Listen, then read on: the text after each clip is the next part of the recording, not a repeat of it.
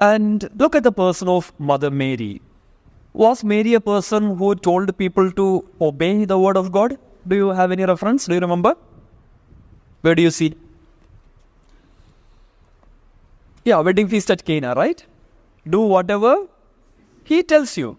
Now, Mother Mary told those servants to obey the words of Jesus. Was she a person who was doing that as well? Of course, the perfect example of obedience after Jesus is our Blessed Mother, right? She was absolutely obedient to the commandment of God, the word of God. And so, here we see what Jesus said, okay, obey what Pharisees and scribes tell you, but don't be guided by their action. But regarding Mother Mary, we can say, okay, obey whatever she says and also be guided by her action. Now, I'm sure that all of us know so many different qualities of our Blessed Mother. However, let us very quickly look at that passage, wedding feast at Cana, and see how the servant nature of our Blessed Mother is presented there as an example of what is mentioned in today's Gospel by Jesus. Look at this. On the third day, there was a wedding at Cana in Galilee, and the mother of Jesus was there. That is chapter 2, verse 1, okay? And then it continues. And Jesus and his disciples had also been invited to the wedding. Now you see the difference here. Mother of Jesus was there, but Jesus and his disciples had been invited. How come Mother Mary did not go with an invitation, or she went without invitation? Look at this. Wedding is a time where there is a lot of works that to be carried out. You know, cleaning plates, cutting vegetables, cleaning furniture, arranging things, right? And the mother of Jesus was there because she knew her presence is needed there. For hard labor, nothing else. She was there. She did not need an invitation or a personal request to be there where work is to be carried out. Sometimes we may say, no, I was willing to help him only, but he did not ask me. You know, I was prepared to help him, but she did not request me. We wait for people to ask and request so that we can be feeling great to help, no? But Mother Mary was there because she knew her presence is needed there. Okay. Then Jesus and his disciples had been invited. When the wine gave out, the mother of Jesus said to him, they have no wine. How come when the wine gave out, mother of Jesus came to know first? Not even the steward of the feast came to know, right? He was probably the last one to know. When the wine was over, the mother of Jesus came to know. How is that possible? What do you think? It's only possible if she was involved in the serving of the wine, nothing else. And that means, see, if you have seen in movies how Jewish weddings are, you know, there's a lot of fun, dancing, singing and entertainment. They don't sit down and, have conversations often. They are entertaining themselves. In the midst of such an entertainment, there is a lady who is willing to let go all those enjoyment, and she is present in the storeroom serving the wine. And if she was the first one to know, that means she was serving not in the banquet hall. From where the wine is distributed, taken out, she was there.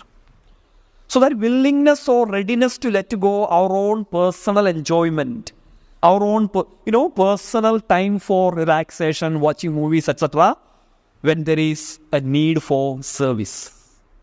That willingness we see in our Blessed Mother. And then she said, son, they have no wine. What Jesus said, woman, what is this for you and for me? My time has not yet come.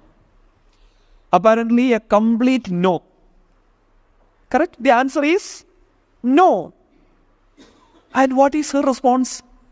She went and told the servants, do whatever he tells you. Yeah, one thing we can see here is her unconditional trust in Jesus that we are already aware of. But something more here we can see. Together with unconditional trust in Jesus, which we all need to have, look at her response when her prayer receives a negative response. She said, do whatever he tells you. Obey the words of Jesus. Obey the commandment of God. Or in short, when we receive negative answers or apparently our prayers are not answered, our response should be, okay, how can I be more obedient to the word of God? What should I change in my life to be more obedient to Jesus? That's what Mother Mary said. Do whatever he tells you. Sometimes in our life, we find wine is over. The joy is over. So, don't be disappointed. And we find prayers are not answered. Don't be disappointed. Ask ourselves, okay, how can I be more obedient to the word of God? And then Jesus told, fill these jars with water. What a nonsense, no? Imagine if you were the servants there, and then Jesus, and you are so frustrated because wine is over. And the entire family is going to be put to shame because of you. You should have known that wine is not sufficient. And in that kind of a time, someone comes and tell you, fill all the jars with water. Will you do? Or will you happily do? Okay, do you think that they knew Jesus is going to work a miracle? Why? Why? That was the first miracle. They did not know Jesus as a miracle worker. If they were to know, they would have filled 60, not 6. But they did not know Jesus as a miracle worker. They did something that was apparently nonsense. Why? Not because they trusted Jesus. Later, of course, they trusted Jesus, obviously. Because Jesus began his powerful public ministry, or people began to believe him after this. That's what St. John says. His disciples believed in him after this. Until then, he was just a rabbi. Some talks in the synagogues and, collecting some disciples. And most of them are some fishermen and some tax collectors. And some of them even rebels and rowdies, his disciples. That was Jesus. And yet, they filled the jars. Not anyhow. They filled the jars up to the brim. Means what? Up to the brim means maximum capacity. Not even one glass more can be poured. If they knew it is going to be turned into wine, yeah, it's understandable. But they did not know. See, look at our Blessed Mother. She was a person who encouraged others to obey the word of God to the maximum of their capacity. Nothing more is possible. Why was she able to do that? Because she herself was a person like that. She herself was a person who obeyed the word of God maximum of her capacity. Therefore, she was able to encourage others to follow the word of God maximum. And from the side of the servants, they did not know Jesus as a miracle worker, but they knew this lady as a person whom they can trust.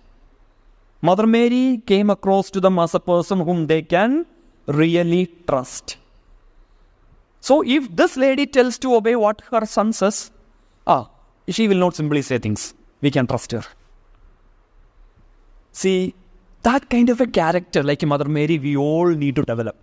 When we speak, people should say, if this brother says, if this sister says, if he says, yeah, it is serious, because he will not exaggerate things. He will not unnecessarily tell lies. Sometimes when we hear something very, very, fearful, and we get frightened and we ask, hey, who told you that? No, so-and-so said. No, so-and-so said. And we say, oh, he only said. Then forget about it. Don't worry. Or who said? She said. Are you sure told me this before? If she said, leave it. Don't worry. It can be the other way also. Sometimes when you hear something, we don't take it seriously. We take it very lightly. And then later we ask, who said? No, so-and-so said. Who said? Suppose if you hear something and suppose during the retreat, if you ask who said and you say, yeah, I know Brother Thomas Paul said. Then yeah, take it seriously. Or you know that school principal who is very strict and very serious. So who said? That principal said. Then you take it seriously. Right? See, we have a tendency to give value to what we hear depending on who said it. Who said it. And look at Mother Mary. She apparently told them to obey something that is nonsense, and yet they did it up to the maximum. Because they knew the character of our Blessed Mother is a character that can never be doubted. We all need to develop that kind of a character. People should know when we say we mean it. Because we don't exaggerate, we don't tell lies. We should develop that kind of a character. Okay, maybe one more thing, one more quality we can see here. There are many more, okay? Some 15, 20 qualities of Mother Mary we can find here. But for our sake, for our reflection, let's look at one more. See, look at this. The water was turned into wine, and wine was ready, and it began to be distributed and so on. Then Mother Mary disappeared from the scene, right? We don't see Mother Mary coming out afterwards, So, you tasted the wine, no? How is the wine? Which one is better? The first one or the second one? Second one, right? My son. That one? That with the long beard and all? That's my son.